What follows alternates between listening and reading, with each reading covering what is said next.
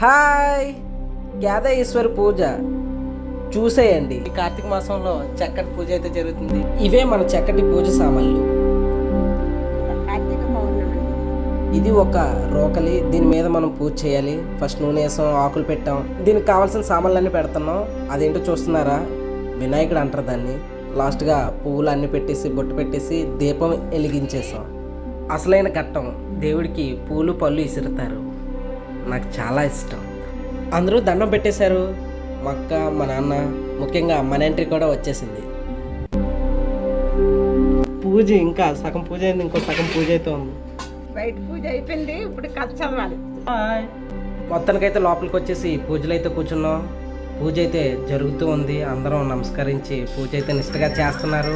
లాస్ట్గా హారతి అయితే ఇచ్చారు.